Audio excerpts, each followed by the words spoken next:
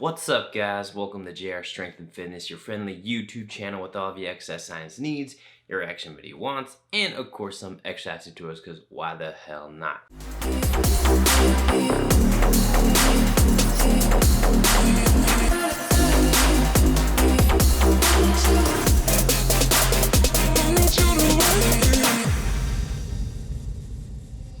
You can say hello, but I don't need you to like.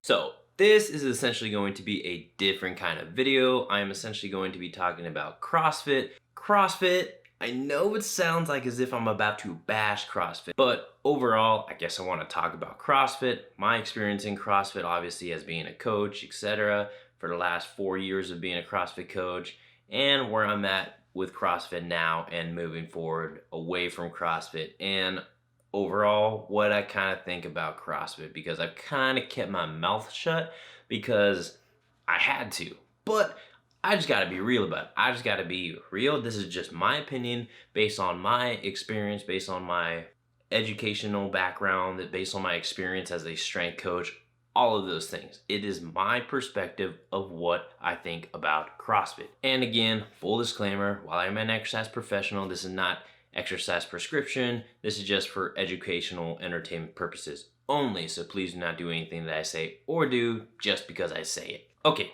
just to get right into it, little background. So I've been a strength conditioning coach, a personal trainer for several years now. Obviously got my undergrad from Oregon State University in exercise sports science and all of that other formal educational stuff, internships, practicums, all of that. But I found myself in a different position than I ever thought I was actually going to be in. I was essentially a CrossFit coach at a very small gym in Corvallis, Oregon for approximately 4 years or so, 3 or 4 years, give or take, whatever. And for the record, just so people know, I actually had no intention of being a CrossFit coach. My employer pretty much came to me and asked me like, hey, would you be willing to do this? We'll we even pay for it, blah, blah, blah. And I was super hesitant for the longest time, and I sat on it for a while. And then I was like, all right, not full send, because I might learn something, I might get something out of it, and I can at least do something to help that CrossFit box and the members that are already there. So full send, right? So I already had reservations when it came to CrossFit before that,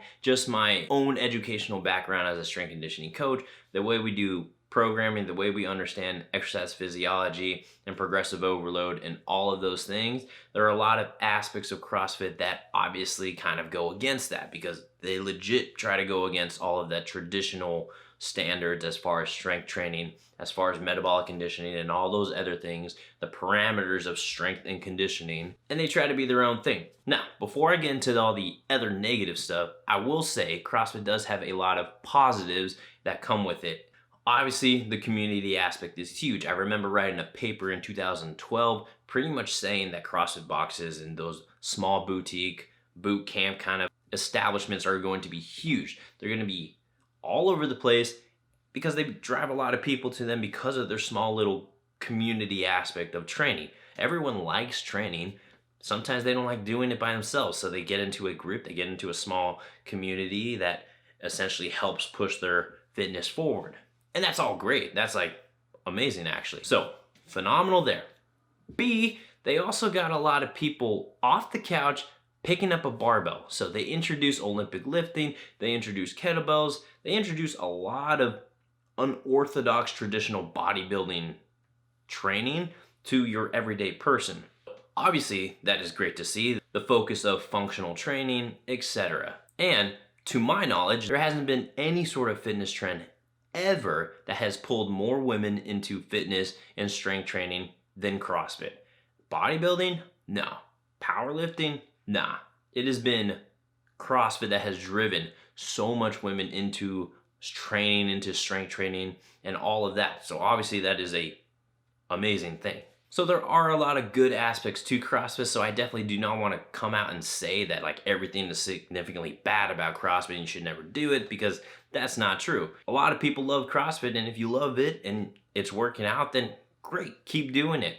Like, I'm not here to tell you not to. I'm just saying this is my perspective, this is my opinion of CrossFit, and why I'm not really going to move forward with CrossFit anytime in the future. Okay, so Time to get real about CrossFit. Over the last few years of me being a coach, me being a head coach of a CrossFit gym, I learned a couple things. In my opinion, CrossFit is technically the Scientology of the fitness industry. And you kind of know what I mean when we talk about that. It is a kind of small cult-like thing. And there's this kind of elite status or exclusivity status when you tell people I do CrossFit. And in turn, it comes with some stigmas when it comes to CrossFit. So I'll just tell you me personally, because I can at least just relay my own personal experience. I'm obviously a certified strength conditioning coach. I go to a bunch of clinics, a bunch of seminars. I know other strength conditioning coaches in the field. Whenever I go to a seminar or a clinic, let's say it's sponsored by the National Strength Conditioning Association. Anytime I go there, I can't tell my peers, the people there, that I'm a CrossFit coach.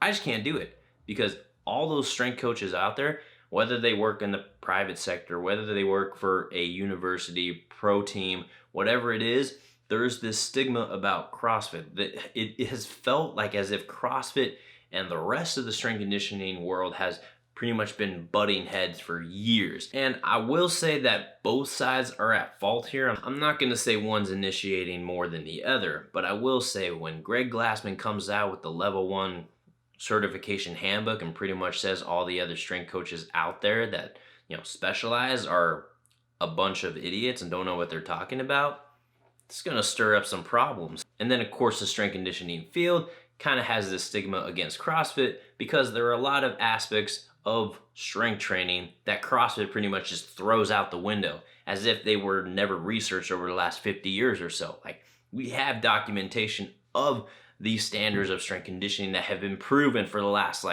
few decades, so I guess those don't matter, so cool, scratch it.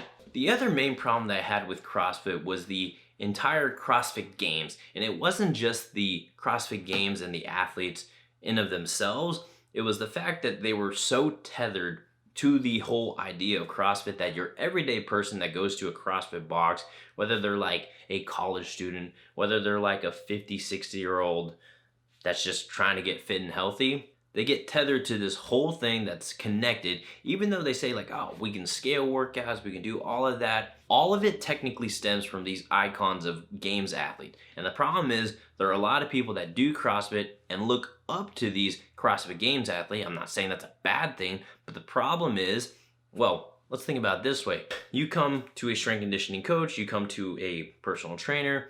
Do you think you are an NFL player? Do you think you are an NBA basketball player? No, you are not a professional athlete. Those CrossFit Games are technically professional athletes. My problem was that people were expecting to be those people, to do the things that they do, and as if they can handle it. The volume, the workouts they do, the weights they lift, whatever it is. And you're not, and nor do you have to be. But they get so sucked up into that whole thing that they're trying to do all the workouts that they do, like the CrossFit Open, when an open workout comes out and everyone around the world has to do this workout. I remember a couple years ago, one of the workouts had a bunch of shoulder stuff, whether it was, there were some strict handstand push-ups in there. It was thrown in with a bunch of walking lunges and a bunch of other overhead stuff. And I was looking at this workout and was like, this is the stupidest workout ever. I would never, ever have written for this for anyone. But lo and behold, we have to do it at our gym because obviously it's a CrossFit workout and the rest of the CrossFit world is doing it. And I just could not have that. And then it came to the whole programming for CrossFit. Again, it's on the same side where people think they are CrossFit Games athletes and they should be doing the same things those Games athletes are doing because they're phenomenal. They look great, they're strong, they're fit. And yeah, no shit. They train about 3 times a day. They obviously eat, do all the ice baths, do all the recovery stuff, and that's their full-time job essentially. So yeah, they're going to be super fit, but you're going to a class maybe 3 times a week, maybe 5 times a week for 1 hour. Nah, you're not going to get to that point. So when I had to program for CrossFit, obviously I have a bunch of the fundamental traditional knowledge of as far as strength conditioning goes and how you are supposed to train in order to get stronger, fitter, all of those things. That is my job. That is what my educational background has been. I make people bigger, stronger, and faster. and I do it in the most optimal way possible. I have an idea of how we're supposed to train as far as what is the most ideal way to train, and then all of a sudden it does not go well with CrossFit. Like, it just collides. There are some aspects I can include, some aspects I cannot include, and then all of a sudden we have conflict, right? So it was mostly the sheer expectation of exactly how to program CrossFit just because it's called CrossFit. Because even at the same, let's say I have my baseball athletes, my high school baseball athletes, or my high school volleyball girls. I'm not gonna train them as if they're professional athletes, because they're not. They go to school, they're young, they have a lot to learn, they have a lot to develop still. So they're not professional athletes, nor am I going to train them as professional athletes. So I just want to touch really briefly some of the fundamental problems when it comes to the methodology of CrossFit. So methodology of CrossFit pretty much centers on the whole idea that it's constantly varied, high intensity, and functional training. Functional training, I'm okay with. Like, obviously, moving is perhaps the best way. You're training movement, not necessarily muscles. Now again, it depends on what goal you have. The problem I saw is that if it wasn't functional, then we scratch it. It was a waste of time. Like, it's not CrossFit at that point because obviously it's not functional. So take all that isolation stuff, take all that bodybuilding stuff, throw it out the window because it's not CrossFit. Well, that's pretty freaking ridiculous. So, but okay, so move that off to the side. Okay, constantly varied training. So if you are constantly varying up your exercises, I'm talking about different squats, different deadlift variations, all the powerlifting, all the Olympic lifting, all the gymnastics, etc., you can only get so much frequency in a given week or in a given training period in order to actually get stronger, to get better at something, because a snatch and clean, for example, those are technical movements. They require a significant amount of time doing them. A deadlift, a squat, if you want to actually get stronger at them, you need to be deadlifting and squatting at least 2 to 3 times a week, if not even more. But if you're going to be deadlifting like once a week, once every 2 weeks, something like that, there is too much variation for you to actually get better at something. Now, I know a lot of people are going to tell me like, oh, but I got better. I saw improvement. I saw progress. Like, yeah, you'll see progress for the first 6 months, and then if you take some time off, like, and then yeah, you'll see improvement again because you'll get back to where you were. If you want to keep progressing, then you're gonna need to specialize a little bit. And the idea that, oh, we're overhead squatting in class today, we're overhead squatting. Some people are not ready to overhead squat. They need to learn how to squat first, and if they don't know how to squat, I don't know how they can overhead squat. I wrote an article when it came to constantly varied versus fixed exercise selection and which one is better, which one's more optimal. I don't need to break down all of that, but I'll put a link in the description below of the article so you can go check that out, because it is pretty straightforward when you break down the science, because science doesn't lie. Facts don't care about feelings. High intensity. The other problem was high intensity was like the focal point when it came to CrossFit training. We had to essentially be lifting heavy, we had to be working hard, and there's nothing wrong with that.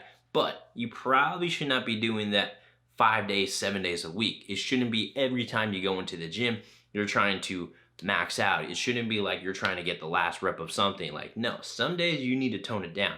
You need recovery days. You need a kind of fair balance between heavy days, light days, moderate days, intense days, and simply just days off. If you go balls to the wall all the freaking time, your body will eventually crash. And that's what a lot of people see in CrossFit. People don't like to talk about injury prevalence in CrossFit, but it's a thing. Because the whole 1 rep mentality, like, it might suit yourself for like a few days, but if you keep doing that over a course of like a few weeks, then you are going to know the devastating ramification that has on not only your progress, but your joints, your muscles. Like, you might actually start working backwards if you start doing that to the full extent that a lot of people do. So again, there was this whole focus of training harder, not necessarily training smarter, and that's not what strength conditioning is. Okay, so obviously I can go further when it comes to bashing CrossFit and the methodology and all the other stuff that go with it. But for the most part, the main thing I want to get into is because obviously I was a head coach of a CrossFit gym, of a small gym, but nonetheless, my job was to essentially provide a service for people and the members. So that's essentially all that mattered. Problem that I have mostly came from on the corporate side when it came to CrossFit Incorporated. the business of CrossFit. Now, I'm going to reveal some things that many people don't know because they essentially just either sign up for affiliate and get going using the name, or they sign up for a membership and have no idea how the business actually runs. So this might be a little hard. CrossFit runs on affiliation basis. So it's affiliation. It's not a franchise. So when a person wants to build a CrossFit box, they want to register their CrossFit box, they pretty much go to CrossFit and say like, hey, I want to use this name. We're going to be at this location. CrossFit's all like, okay, all you need is a level 1 certification. And by the way, those things are a joke. You go to a seminar for 2 days on the weekend. You learn fundamental movements like the squat, deadlift. Like, pretty sure that's what I was learning in high school, but that's okay. And I'm pretty sure, might have been like the first year or second year of my undergrad. Maybe. And then you're supposed to take a test, and they essentially give you the answers to the test. And the test took me like 8 minutes to do. Like, it was like 50 questions, multiple choice, an absolute joke. And the fact that it costs $1,000. Oh, for the love of God. No one actually even cares about that certification. I think there was one governing body that accreditates that certification, but it's not an NCCA accredited certification. So, for example, if you want to be a personal trainer at facility, if you want to work for me, if you want to coach at even high school, no one cares about that level 1 certification. Insurance-wise, you'd be screwed if all you had was that. The only person that cares about that level 1 certification is CrossFit, because CrossFit technically will cover your ass on liability basis. But here's where we get to the whole crux of it. So when you affiliate for a CrossFit box, for a CrossFit affiliation, you pay $3,000 a year just to use the name CrossFit. And CrossFit, they don't do shit for you. They don't help you build a business. They don't help you market, essentially. I guess you can count the branding, just the name CrossFit, as marketing. That's about all they do. But CrossFit, they don't do anything. On CrossFit side, that's actually a pretty damn smart business model. You don't do anything, and people pay you $3,000 a year just to use your freaking name. Like, that's pretty brilliant, but it's pretty scummy at the same time. So this past year at the gym that I coach at, we reaffiliated, changed our name, reaffiliated in September or so. And we were open for about 10 weeks before we were shut down with the whole C word. And that was in November. So we were open 10 weeks from the time we affiliated to the time we closed. And then fast forward 4 months, we were still locked down, and eventually we reopened up. And we look at the numbers and we're like, you know what? It might be a good idea not to go back to CrossFit. It might do something else.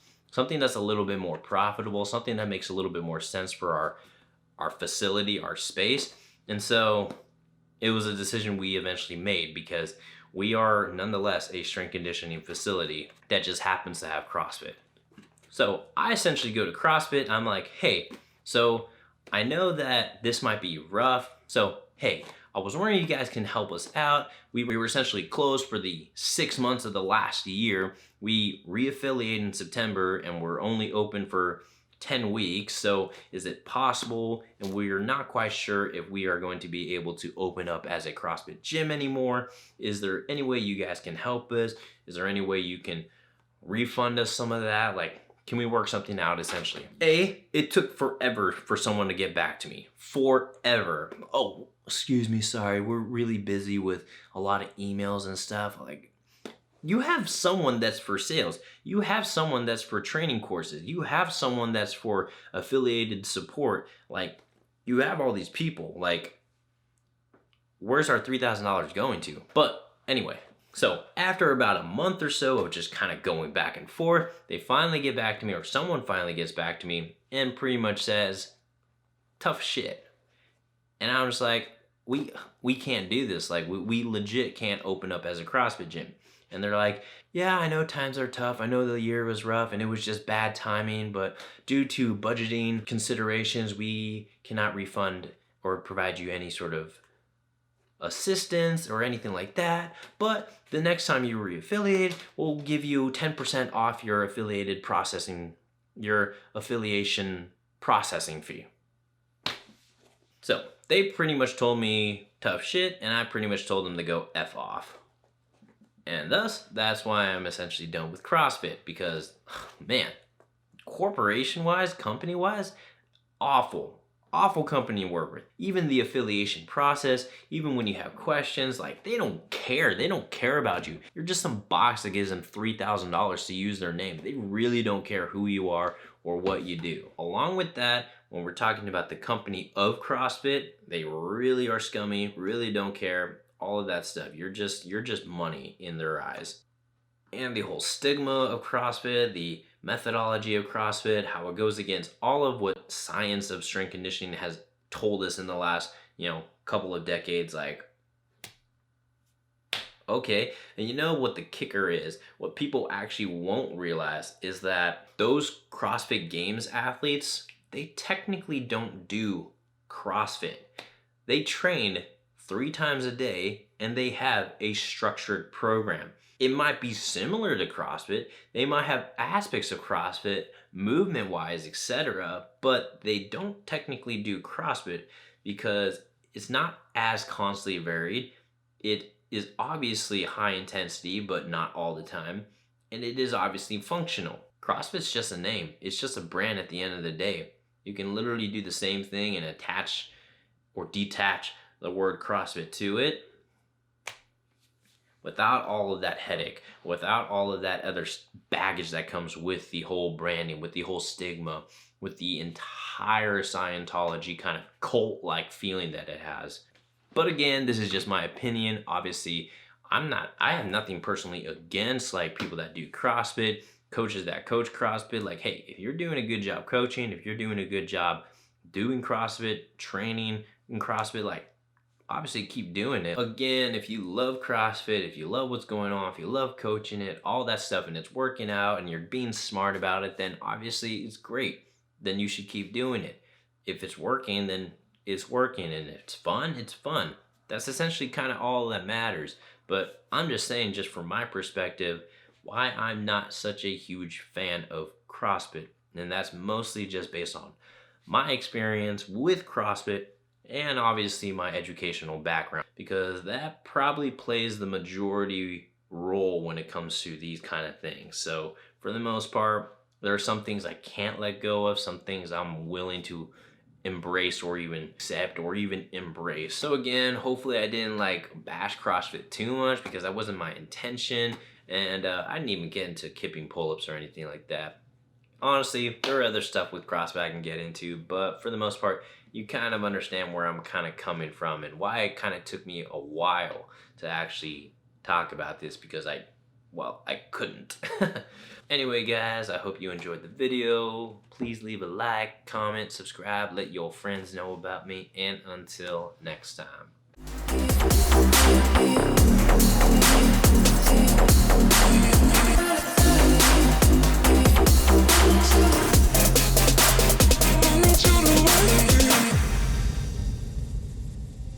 You can say hello, but I don't need you to